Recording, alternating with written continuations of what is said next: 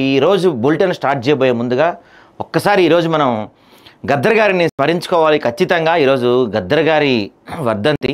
So రెండవ వర్ధంతి అయింది. ఆ వర్ధంతికి ఖచ్చితంగా మనం నివాళులు అర్పించి తీరాలి. ఎందుకంటే ఈయన రాగానే, రేవంత్ రెడ్డి అధికారంలోకి రాగానే, ఎందుకంటే గతంలో గద్దర్ గారు చనిపోయినప్పుడు మొత్తం ఆ కార్యక్రమం దగ్గర మొత్తం అంటే ఆ కార్యక్రమాన్ని క్యాప్చర్ చేసుకుంది కాంగ్రెస్ పార్టీ.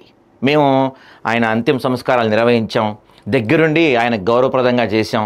మేము అధికారంలోకి రాగానే ఆయనకు 3 ఎకరాలు, తర్వాత ఎంతో 3 కోట్లతో ఒక గద్దర్ స్మృతివనం కడతాం, ఇట్లాంటివన్నీ చెప్పి గద్దర్ అభిమానుల ఓట్లు దండుకొని బాగానే లాభపడింది కాంగ్రెస్ పార్టీ. 2 సంవత్సరాలు అయిపోయింది. ఇంతవరకు ఆయన చనిపోయి 2 సంవత్సరాలు అయిపోతుంది. ఇంతవరకు అతి లేదు గతి లేదు. చాలామంది అభిమానులంతా కలిసి కొంత డబ్బులు జమ చేసుకొని గద్దర్ ఫౌండేషన్ ఏర్పాటు చేస్తున్నారు. ఆ గత ముఖ్యమంత్రి ఏమో ఆయన్ని 2-3 గంటలు రోడ్డు మీద ఉంచోబెట్టాడు.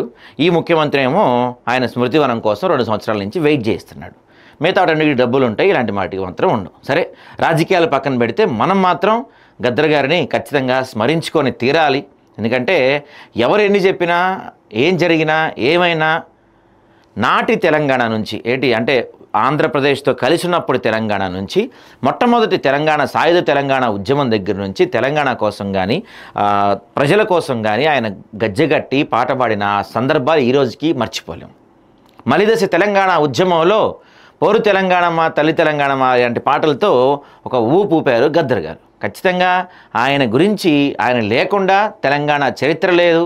తెలంగాణ గురించి మాట్లాడాలన్నా, తెలంగాణ ఉద్యమం గురించి మాట్లాడాలన్నా మొదటి వరుసలో గద్దర్ గారి పేరు ఖచ్చితంగా ఉండాలి. ఈరోజు మధ్యాహ్నం 2 గంటల తర్వాత రవీంద్ర భారతిలో గద్దర్ గారి వర్ధంతి సందర్భంగా ధూమ్ధామ్ కార్యక్రమాలు నిర్వహించబోతున్నారు. పెద్ద సంఖ్యలో హాజరుగా అండి. మనం కూడా అక్కడి నుంచి లైవ్ ఇచ్చే ప్రయత్నం చేద్దాం, లేదా అక్కడికి వెళ్ళి మనం రికార్డ్ చేసుకొచ్చి సాయంత్రం అయినా మనం వాటిని మీకు అందించే ప్రయత్నం చేస్తాం. ఖచ్చితంగా గద్దర్ గారిని మనం ఆయనకి మన నివాళులు అర్పిస్తున్నాం ఆదాబ్ హైదరాబాద్ తరపు నుంచి.